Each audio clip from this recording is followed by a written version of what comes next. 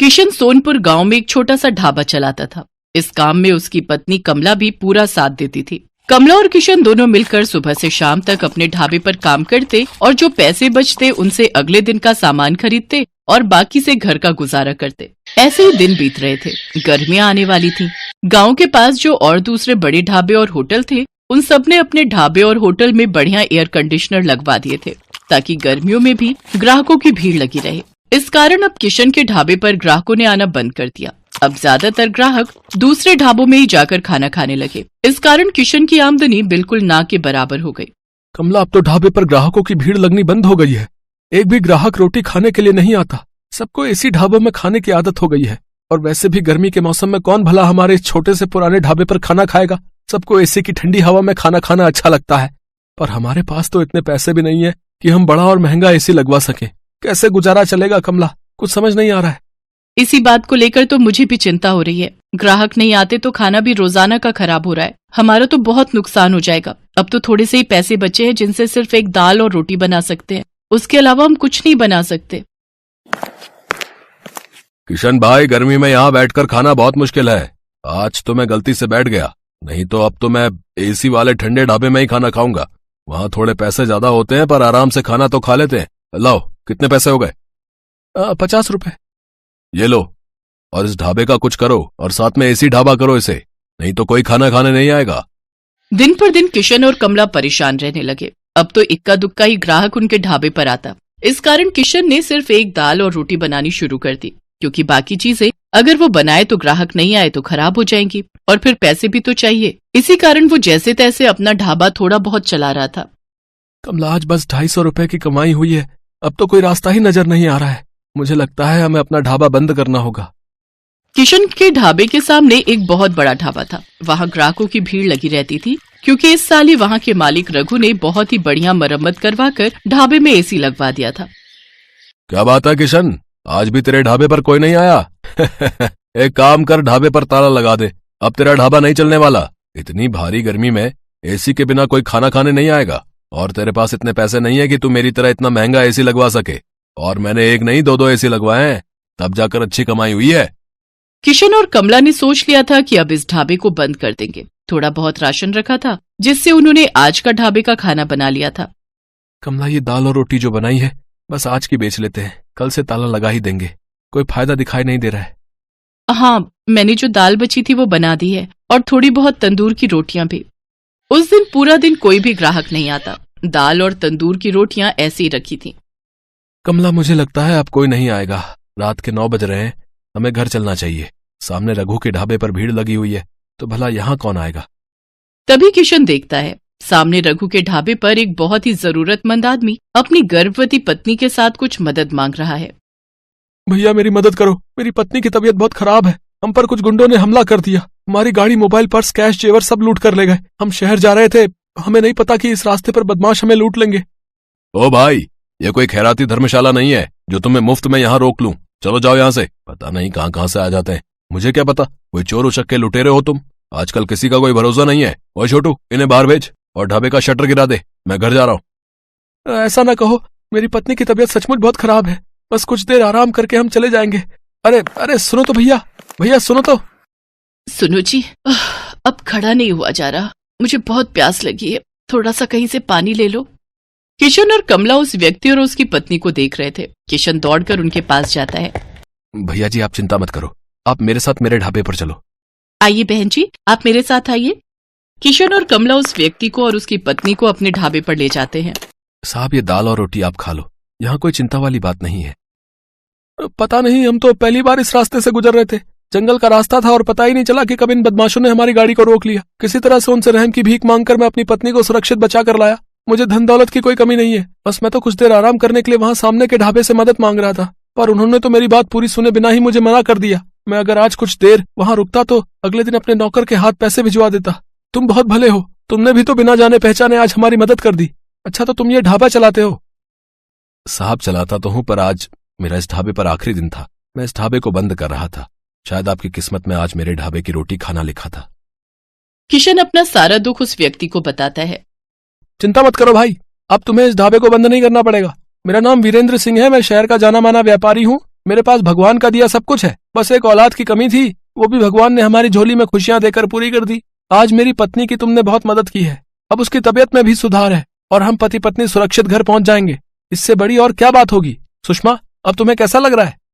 मैं बिल्कुल ठीक हूँ जी। कमला ने मेरी बहुत देखभाल की है, अब मुझे बिल्कुल ठीक लग रहा है। अब मैं सफर कर सकती हूँ। किशन, तुम चिंता मत करो, मैं कुछ दिनों में तुम्हारे पास आता हूँ। तुम्हारे इस ढाबे को एसी ढाबा बनाने की जिम्मेदारी मेरी है। किशन और कमला की खुशी का ठिकाना नहीं था। उन्होंने किसी मजबूर की सहायता की तो भगवान ने उनकी सहायता की। कुछ दिनों बाद जब वीरेंद्र सिंह लौटता है तो उसके हाथ में एक मिठाई का डिब्बा था। उसकी पत्नी के बेटा हुआ था। बेटा होने की खुशी जानकर कमला और किशन भी बहुत खुश होते हैं। वीरेंद्र सिंह अपने खर्चे से किशन और कमला को एक बहुत ही बढ़िया और बड़ा एसी ढाबा बनाकर देता है, जो फुली एयर कंडीशनर था। किशन का ढाबा किसी बड़े 5 स्टार होटल से कम नहीं था। अब तो ग्राहकों की भीड़ उस ढाबे पर आने लगी। ढाबा देखने में बहुत सुंदर था। किशन ने गांव के और भी मजबूर लोगों को अपने ढाबे में नौकरी दी। किशन का ढाबा दिन के साथ साथ रात में भी खुला रहता था, ताकि हाईवे से आने जाने वाले लोगों को किसी भी बात की परेशानी न हो। गरीबों के लिए उस ढाबे पर मुफ्त खाना था। वीरेंद्र सिंह अपनी पत्नी के साथ अक्सर किशन के ढाबे पर आ जाता था। आज किशन के कारण ही वीरेंद्र सिंह का परिवार सकुशल था और वीरेंद्र सिंह ने भी किशन के लिए जो किया वो किसी बड़े उपकार से कम नहीं था। तभी तो कहते हैं कि भगवान अच्छों के साथ हमेशा अच्छा ही करते हैं, इसलिए हमें सदैव मजबूर लोगों की सहायता करनी चाहिए।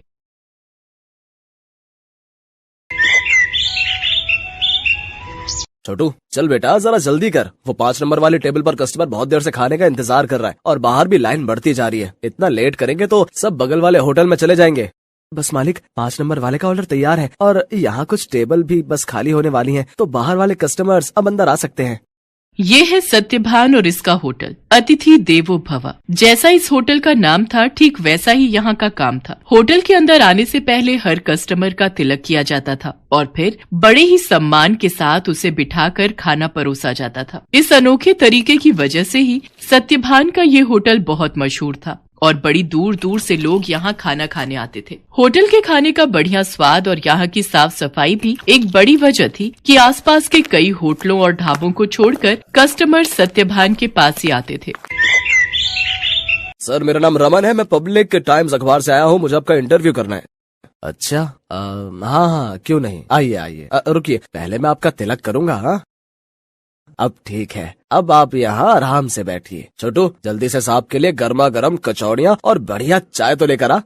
हाँ तो सत्यभान जी, सबसे पहले मैं आपका पूरा होटल और यहाँ की किचन देखना चाहूंगा। वैसे सुना तो मैंने ये है कि आप किसी को भी अपनी रसोई में लेकर नहीं जाते, लेकिन मुझे तो आपके वहाँ लेकर जाना ही होगा, वरना ये इंटरव्यू अधूरा रह जाएगा।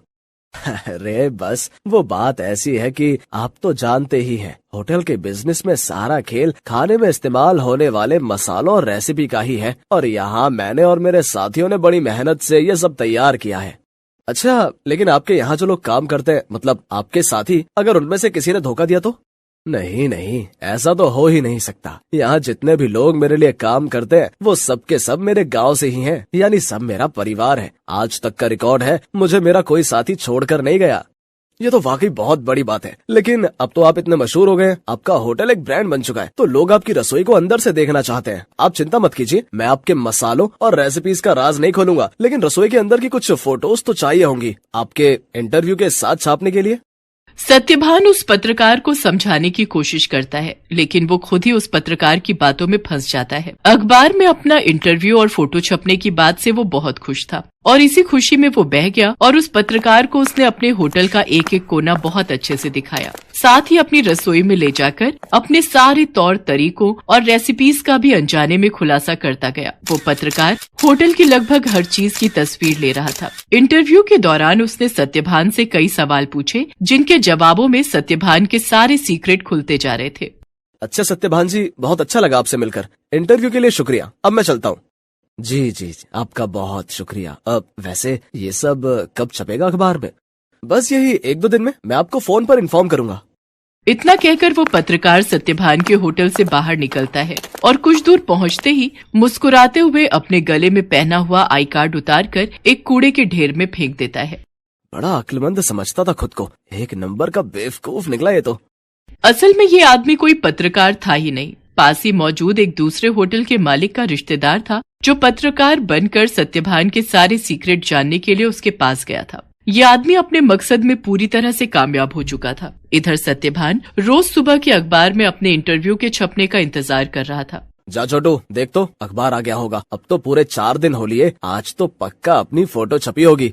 छोटू फौरन उस दिन का अखबार लेकर आता है, लेकिन बीते दिनों की तरह उसमें भी सत्यभान और उसके होटल का जिक्र तक नहीं था। ये देखकर सत्यभान उदास हो जाता है। ऐसा कई दिनों तक होता रहा। फिर सत्यभान ने उम्मीद ही छोड़ दी और ये सब कुछ भुला दिया। फिर एक दिन अचानक सत्यभान के होटल में रेड पड़ जाती है। फूड इंस्पेक्टर अपने कुछ आदमियों के साथ सत्यभान के होटल पहुंचते हैं और वहां मौजूद हर चीज की जांच करने लगते हैं।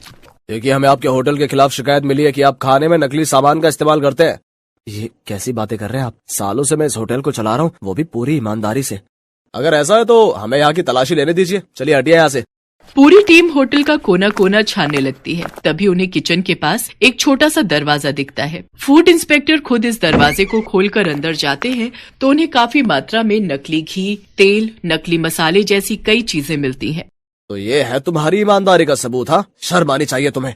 सत्यभान को कुछ समझ ही नहीं आ रहा था कि आखिर उसके साथ हुआ क्या। खाद्य विभाग की टीम सत्यभान के होटल को सील कर देती है। साथ ही सत्यभान को जेल भेज दिया जाता है। एक ही पल में सत्यभान का सब कुछ बर्बाद हो गया था। उसका परिवार सड़क पर आ गया था। सत्यभान खुद को बेगुनाह साबित नहीं कर सका और उसका सब कुछ जुर्माने की रकम अदा करने में चला जाता है। उसके गांव के लोग जो उसके लिए काम किया करते थे वो भी उसका साथ छोड़कर गांव वापस चले जाते हैं, सिवाय छोटू के।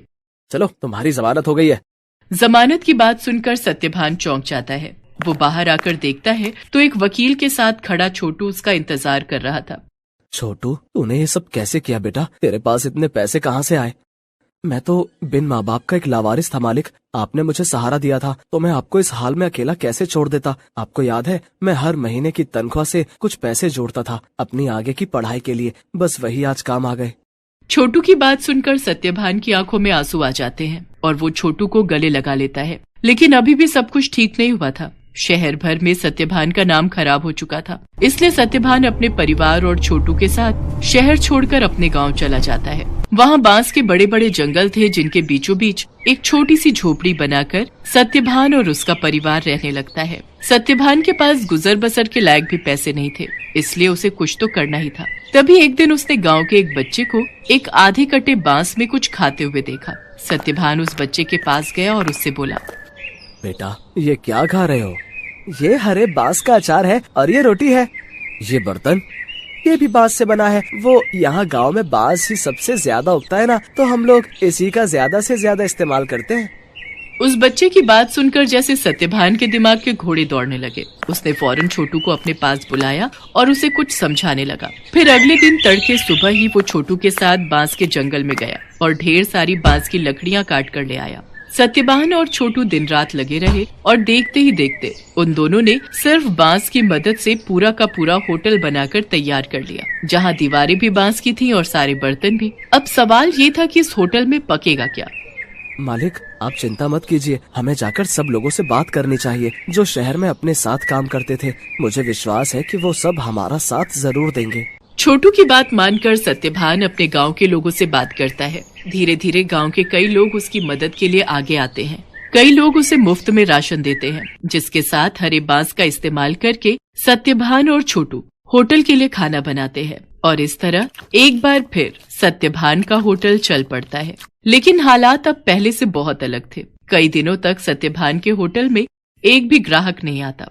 फिर एक दिन शहर से कुछ दोस्तों का एक ग्रुप वहां आता है और सत्यभान के अनोखे होटल को देखकर चौंक जाता है। कुछ नया आजमाने के इरादे से वो सभी सत्यभान के होटल के अंदर आ जाते हैं। सत्यभान उन सब की बहुत ही अच्छे से खातिरदारी करता है और फिर भाई वाह, मजा आ गया। ये तो बिल्कुल ही नया एक्सपीरियंस था। शहर से इतनी दूर इतनी अच्छी सर्विस और उससे भी बढ़िया खाना।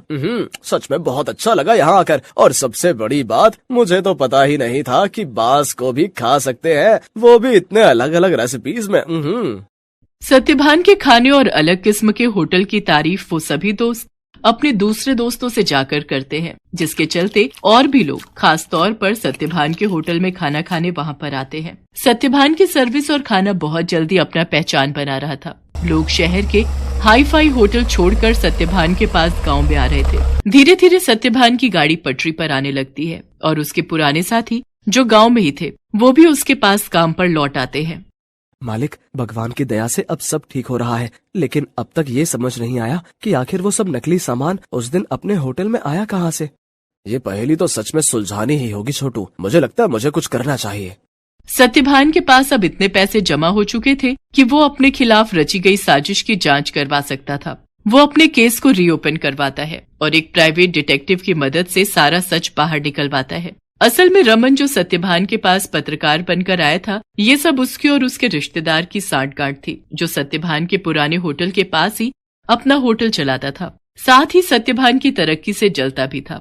रमन के द्वारा जुटाई गई जानकारी की मदद से ही वो सारा नकली सामान रातों रात चुपके से सत्यभान के होटल के अंदर पहुंचाया गया था। प्राइवेट डिटेक्टिव ने सारे जरूरी सबूत जुटा लिए थे, जिनकी मदद से दूध का दूध और पानी का पानी हो गया। दोषियों को सजा मिली और सत्यभान को उसकी खोई हुई इज्जत। शहर में मौजूद सत्यभान की सारी संपत्ति उसे वापस मिल जाती है, जहां सत्यभान फिर से अपना होटल शुरू करता है, लेकिन बिल्कुल नई थीम, नए तौर तरीकों और नई रेसिपीज के साथ। Best buddies. Hello friends, thanks for watching this video. अगर आपको ये वीडियो पसंद आया है तो प्लीज लाइक, सब्सक्राइब, कमेंट्स करें इस वीडियो पर, और हाँ, शेयर करना भी ना भूलें। और भी मजेदार वीडियो देखने के लिए नीचे दिए गए बेल आइकॉन को दबाएं। देखते रहिए बेस्ट बडीज।